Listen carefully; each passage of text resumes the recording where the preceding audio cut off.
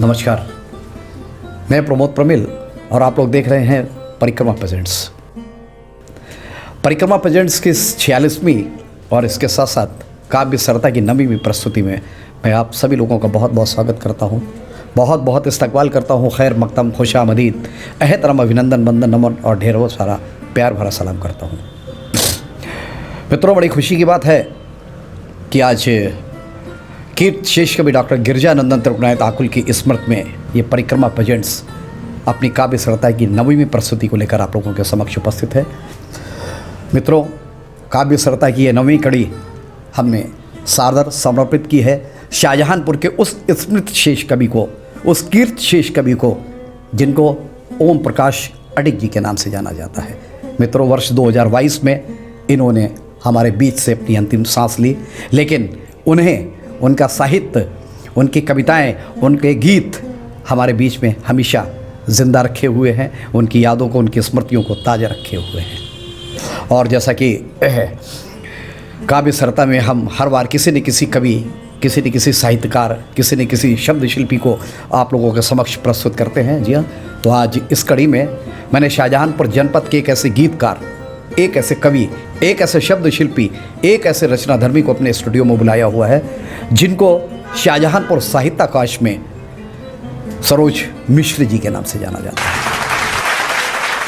मित्रों, मैं सरोज मिश्र जी को आप लोगों के समक्ष प्रस्तुत करूं, इससे पहले मैं बताना चाहता हूं कि सरोज मिश्र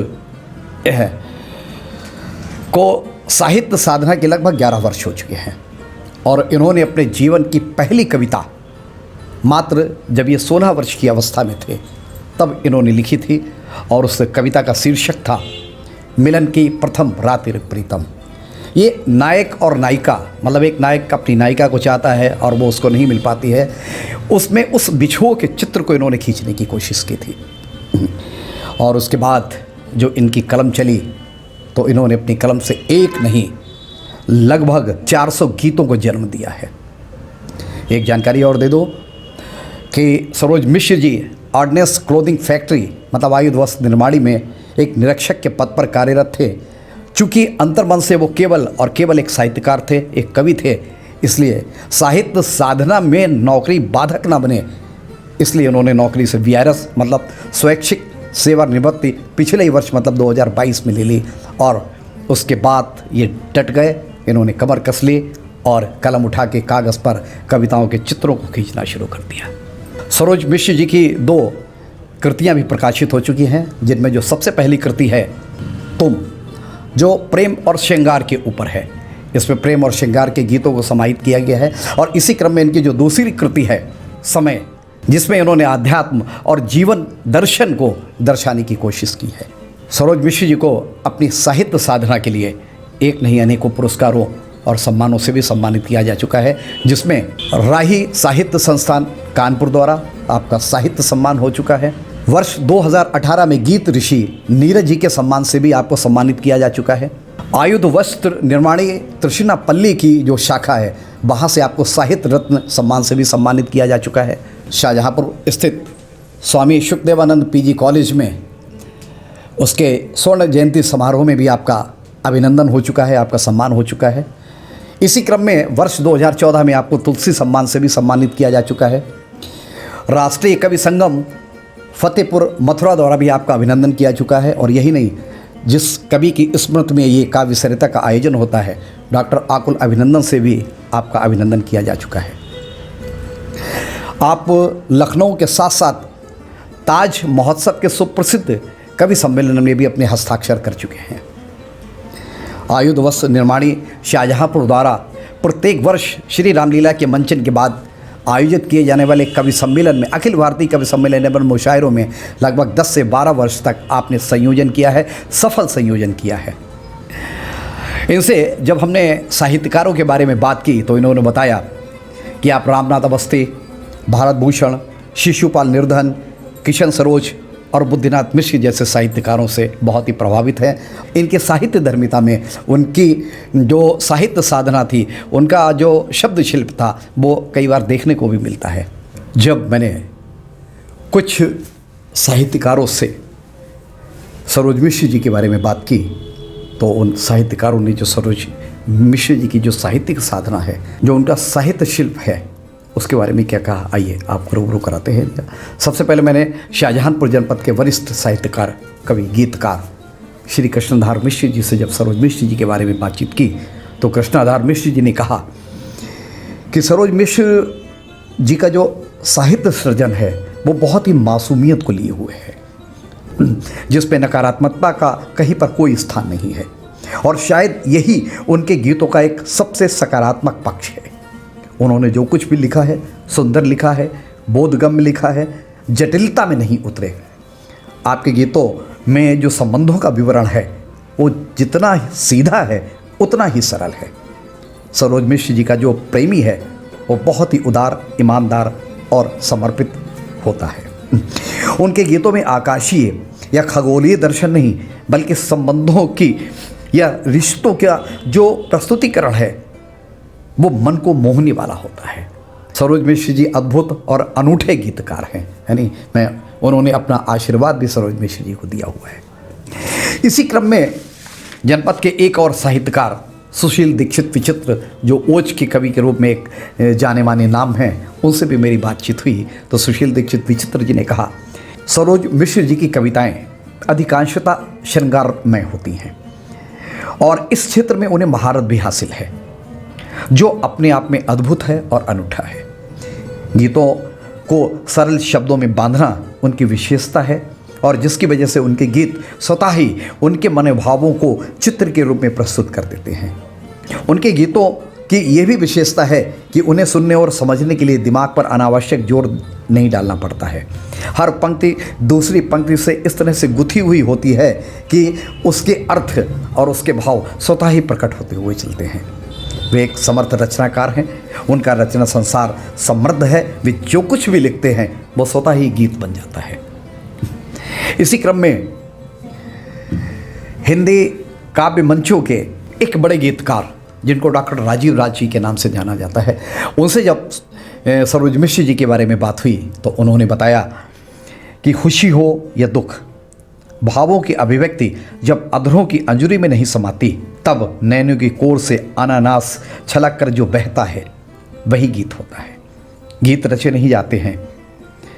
शिशुपाल सिंह निर्धन, रामकुमार चतुर्वेदी, रामानाथ अवस्थी जैसे बड़े गीतकारों को देखकर महसूसने का सौभाग्य डॉक्टर राजीव राज जी को तो नहीं मिला है, लेकिन दादा किशन सरोज और ख़ासतौर पर डॉक्टर कुंवर बेचैन जी को करीब से देखकर गीत को जीने का भावार्थ समझा है। प्रिय सरोज मिश्र में मैं गीत जीने की उसी सहज सरल परंपरा के वर्तमान वाहक के रूप में देखता हूँ।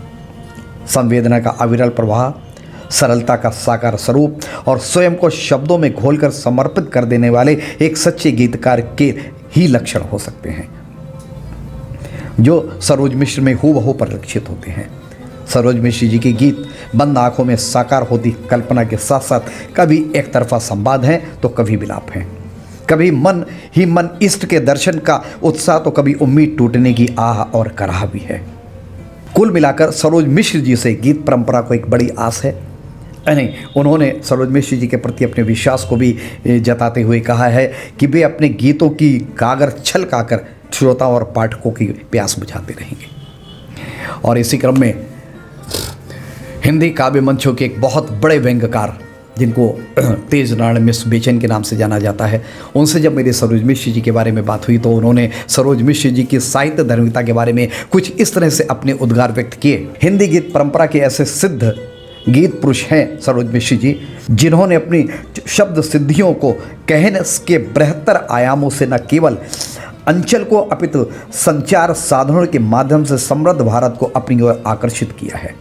हमारे हिंदी काव्य मंचों का अधिकांशतः रकबा जब हास्य के कोलाहल, ओज की प्रत्युक्ताओं और फूहड़ संवादों ने घेर लिया है, वहीं गीत कहीं श्यामयानी की आड़ में अपनी हिफाजत की गुंजाइश ढूंढ रहे हैं। ऐसे में कुछ ताकतवर संकल्पवाही कलमें इस अंधकार को चीरकर शब्द समर में उतरी, जिन्होंने उम्मीद की हताश दहलीजों पर संभावनाओं के दिए चासकर दूर तक रोशनाई की है।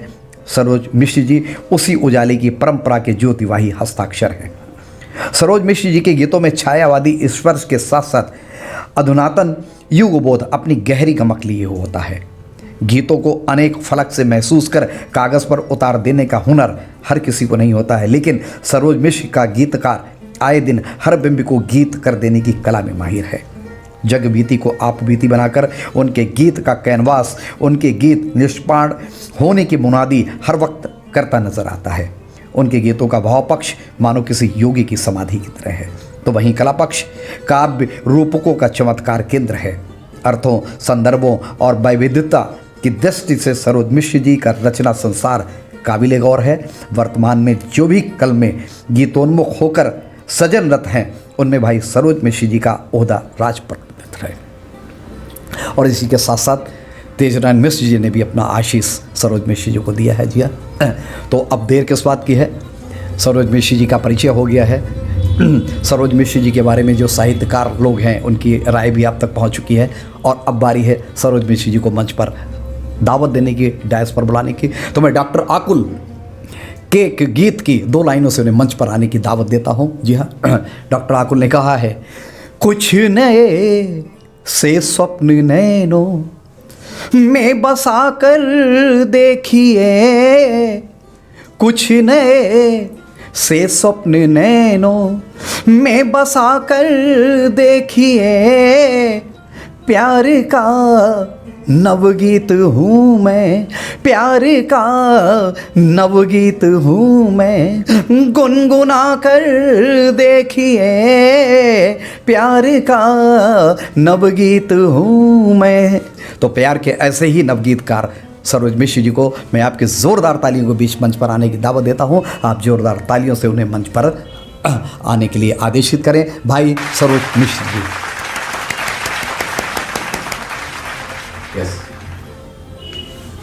एक गीत की अनुमति चाहता हूँ आप सबसे।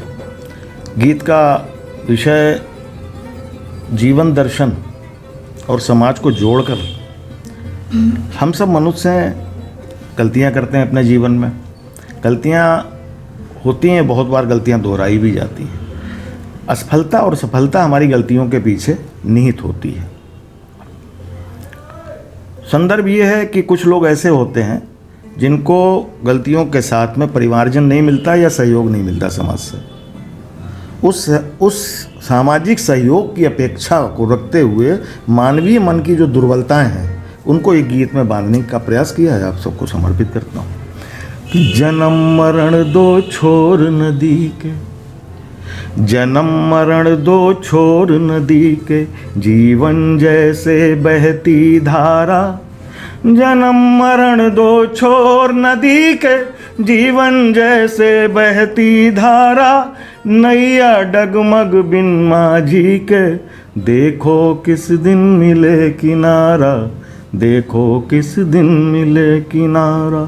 और मैं माटी का पुतला, मुझ में दुर्बलताएं होनी ही थी, मैं माटी का पुतला, मुझ में दुर्बलता तो होनी ही थी, भले हथेली ऊसर धरती, रच रच सरसों बोनी ही थी, रच रच सरसों बोनी ही थी। और जो बोया है वह काटोगे, जब गलतियां करते हैं उसके बाद समाज यही कहता है कि जो बोया है वह काटोगे, पर उपदेश कुशल बहु तेरे, किंतु किसी ने किसकी देखी, काली रातें स्याह सवेरे। और दो राहे पर कातर स्वर ने, दो राहे पर कातर स्वर ने, कितनी कितनी बार पुकारा, नहीं किसी ने उंगली पकड़ी, ना ही आकर दिया सहारा। बिन माझी के नैया डगमग, देखो किस दिन मिले किनारा, देखो किस दिन मिले किनारा। मन तो विवश हिरन सा ठहरा, मन तो विवश हिरन सा ठहरा, माना मंजिल कस्तूरी थी। अगर लक्ष्य नहीं मिलता है तो भी मन तो बाचाल है ना, उसको जाना है, उस जो कल्पनाएं मन में आई उनके पीछे पीछे दौड़ना है। कि मन तो विवश हिरण सा ठहरा, माना मंजिल कस्तूरी थी, ये भी सच है प्यास अधूरी, ये भी सच है प्यास अधूरी, पर जीवन की मजबूरी थी, पर जीवन की मजबूरी थी। अब मजबूरी में साथ न देता, मजबूरी में साथ न देता तो खुद प्रश्न चिन्ह हो जाता। और स्वर होकर भी गूंगा रहता, मेले में मैं भी खो जाता। स्वर होकर भी गूंगा रहता, मेले में मैं भी खो जाता। और चांद तुम्हें धिक्कार कलंकित, चांद यानी जो बड़े लोग हैं जिनके पास संसाधन है कि, और उन चांद बड़े लोग जो संसाधन सहित हैं वो न देकर जब कोई छोटा व्यक्ति साथ दे देता, तब की बात कही गई कि चांद तुम्हें धिक्कार कलंकित हुआ तुम्हारा तब उजियारा। चांद तुम्हें धिक्कार कलंकित हुआ तुम्हारा तब उजियारा। जब धरती के पांव पूजने चला टूट कर नभ से तारा। नैया डगमग बिन माझी के देखो किस दिन मिले किनारा। अब क्या मैं क्या तुम झूल रहे सब, जीवन का सच है सबको पता है कि क्या मैं सच, क्या मैं क्या तुम झूल रहे सब लाभ हानि के दो घाटों में। क्या मैं क्या तुम झूल रहे सब लाभ हानि के दो घाटों में। यद्यपि सबको सत्य पता है पिस जाना कल दो पाटों में। यद्यपि सबको सत्य पता है पिस जाना कल दो पाटों में। और अभी समय अपनी चादर से, अभी समय अपनी चादर से कुछ तो मैले दाग छुटा लो।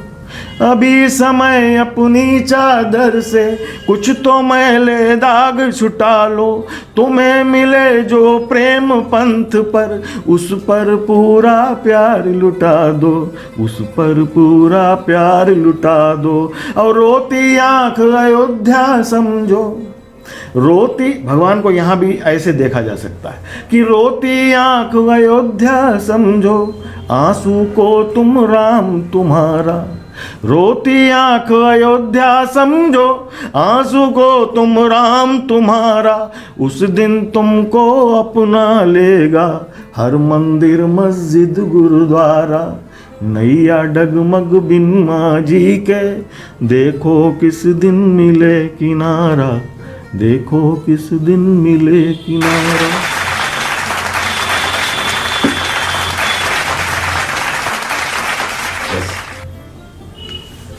एक गीत की अनुमति चाहता हूं आप सबसे। वही भोर है, वही ठिकाना, वही चाय की दोनों प्याली। वही भोर है, वही ठिकाना, वही चाय की दोनों प्याली। वही भोर है, वही ठिकाना, वही चाय की दोनों प्याली। मुझको बैठे देर हुई है, मुझको बैठे देर हुई है, मगर तुम्हारी कुर्सी खाली। कहाँ गए हो आ जाओ ना, कहाँ छिपे हो बतलाओ ना, कहाँ गए हो आ जाओ ना। पहला बंद देखिए कि तुम्हें न देखूं दो पल तो ये, तुम्हें न देखूं दो पल तो ये मन सहसा ही घबरा जाता। तुम्हें न देखूं दो पल तो ये मन सहसा ही घबरा जाता। तुम्हें न देखूं दो पल तो ये मन सहसा ही घबरा जाता। चिंताओं का बादल घिर कर, चिंताओं का बादल घिर कर धीरे धीरे गहरा जाता, धीरे धीरे गहरा जाता। और छिपने का यह खेल न खेलो, छिपने का यह खेल न खेलो, तुम्हें पता मैं डर जाता हूँ। छिपने का यह खेल न खेलो, तुम्हें पता मैं डर जाता हूँ। उस ही पल में जी भी लेता, उस ही पल में मर जाता हूँ, उस ही पल में मर जाता हूँ। ओ बीच भंवर में नाव फंसी है, बीच भंवर में नाव फंसी है, माझी सही किनारा दे दो। बीच भंवर में नाव फंसी है, माझी सही किनारा दे दो। जहाँ छिपे हो वहीं कहीं से, जहाँ छिपे हो वहीं कहीं से, पायल बजा इशारा दे दो, पायल बजा इशारा दे दो। घर जिसको उपवन कहती तुम, घर जिसको उपवन कहती तुम, सूख गई उसकी हर डाली। घर जिसको उपवन कहती तुम, सूख गई उसकी हर डाली। पीले पड़ गए फूल कली सब, पीले पड़ गए फूल कली सब, मुरझाया तुम बिन है माली, मुरझाया तुम बिन है माली। मुझको बैठे देर हुई है, मगर तुम्हारी कुर्सी खाली। कहाँ गए हो आ जाओ ना, कहाँ छिपे हो बतलाओ ना। अगला अंतरा देखिए, जो नहीं है वो हमारे यहाँ जो कॉन्सेप्ट है अंबर, आकाश, स्वर्ग, इन सब की बात, कि अंबर में तो और अधिक ही गिरती है बर्फ पहाड़ों से। अंबर में तो और अधिक ही गिरती है बर्फ पहाड़ों में। अंबर में तो और अधिक ही गिरती है बर्फ पहाड़ों से। उस पर कितने दर्द तुम्हारे, उस पर कितने दर्द तुम्हारे, घट बढ़ जाते हैं जाड़ों से, घट बढ़ जाते हैं जाड़ों से। और मुझे टोकती रहती थी तुम, मुझे टोकती रहती थी तुम, भूल गई खुद यही दवाई। मुझे टोकती रहती थी तुम, भूल गई खुद यही दवाई। भूल गई हो ऊनी कपड़े, मुझे टोकती रहती थी तुम, भूल गई खुद यही दवाई। और भूल गई हो ऊनी कपड़े, भूल गई हो गर्म रजाई, भूल गई हो गर्म रजाई।